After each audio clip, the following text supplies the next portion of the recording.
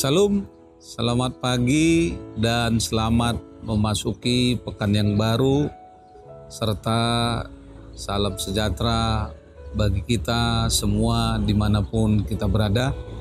Tidak lupa juga kami mengucapkan selamat hari ulang tahun bagi yang merayakan hari ulang tahun kelahiran dan hari ulang tahun pernikahannya pada hari ini. Sebelum kita melakukan segala aktivitas dalam satu hari ini, mari terlebih dahulu kita mendengarkan firman Tuhan untuk hari ini yang diambil dari Kejadian 18 ayat 32. Beginilah firman-Nya. Katanya, janganlah kiranya Tuhan murka kalau aku berkata lagi sekali ini saja. Sekiranya 10 didapati di sana, firman-Nya, aku tidak akan memusnahkannya karena yang 10 itu. Demikian firman Tuhan. Saudara-saudari yang terkasih di dalam Tuhan kita Yesus Kristus, mungkin kita pernah mendengar seorang presiden Soekarno-Hatta yang pernah berkata, berikan aku 1000 orang tua, niscaya akan kucabut semeru dan akarnya.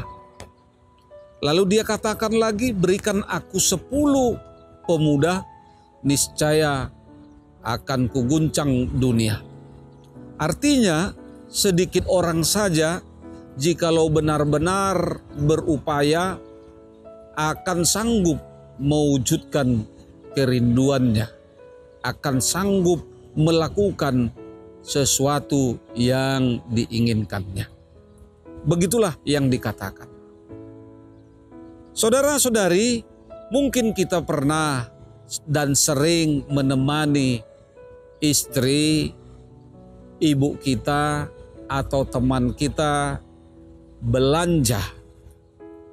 Pasti kita sering melihat interaksi jual beli, yaitu tawar-menawar.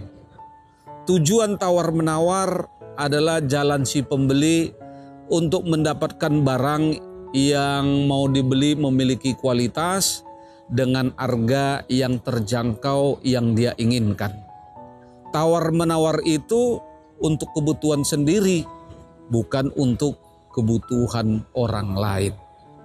Demikian juga yang dilakukan oleh Abraham dalam doa syafaatnya untuk Sodom.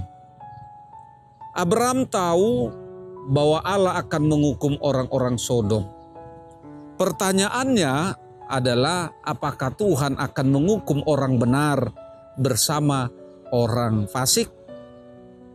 Tuhan kita adalah Tuhan yang maha adil. Allah tidak akan pernah menghukum orang benar. Tawar-menawar Abraham dengan Tuhan adalah kerinduan Abraham. Dia cinta kebenaran dan juga keselamatan. Itu sebabnya Abraham memohon belas kasihan Tuhan agar janji Tuhan tentang keselamatan dapat terpenuhi melalui keturunannya.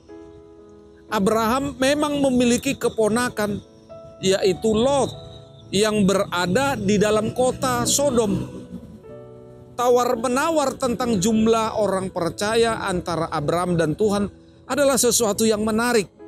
Apalagi itu tawar-menawarnya adalah di dalam doa.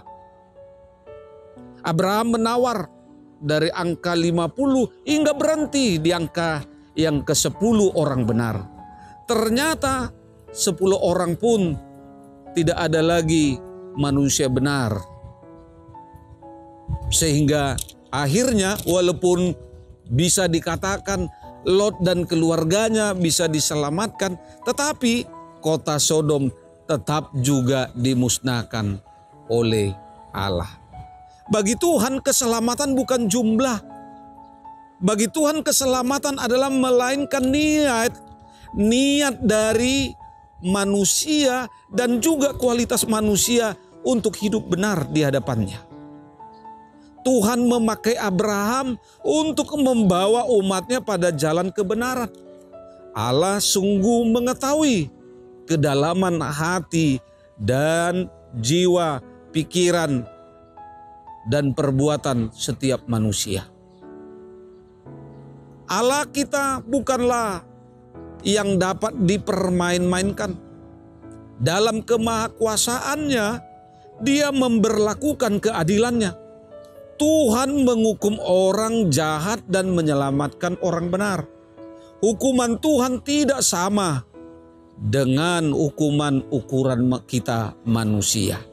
Hukuman Tuhan terhadap manusia bukan soal sakit atau bukan soal miskin atau kegagalan, tetapi hukuman Tuhan tak terlukiskan oleh manusia. Buktinya kita lihat di dalam Sodom dan Gomora. Mengerikan bukan? Begitu diluntak-lantikan, begitu dibinasakan, dihancurkan oleh Tuhan karena murka Tuhan. Karena tidak ada seorang pun di hadapan Tuhan di dalam kota itu yang berkenan kepada Tuhan. Sudah merajalela kejahatan dilakukan. Tetapi satu hal, Tuhan itu mencintai kebenaran dan keselamatan bagi umatnya. Allah mengasihi manusia, dunia, serta seluruh ciptaannya. Dia menempatkan orang-orang beriman, orang-orang benar di tengah-tengah dunia ini agar dapat menjadi terang. Orang Kristen harus melakukan kasih. Orang Kristen harus melakukan keadilan, memperlihat keadilan, mendapatkan dan memberikan damai sejahtera dan sukacita sebagai penyelaras atas berbagai kejahatan yang semakin marak dalam dunia ini. Jika tidak dapat menjadi pelaku kebaikan, setidaknya janganlah menjadi penambah derita atau keluh kesah sesama manusia. Allah telah datang ke dunia ini di dalam diri Yesus untuk melihat dan mengetahui siapa diri kita.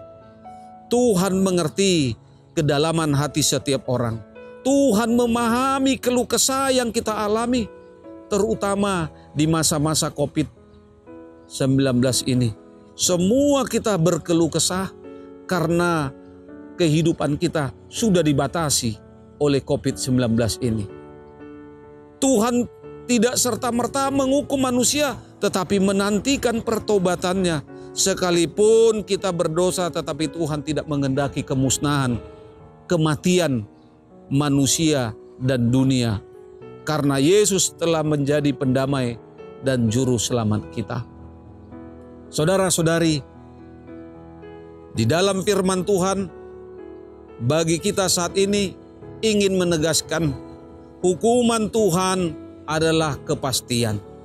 Manusia pasti akan mendapat ganjaran sesuai dengan yang diperbuatnya. Karena itu mari kita menjadi sarana kesaksiannya dalam memperjuangkan kebenaran. Jangan merasa minder dengan jumlah yang sedikit. Kita ini diibaratkan seperti garam dalam sayuran.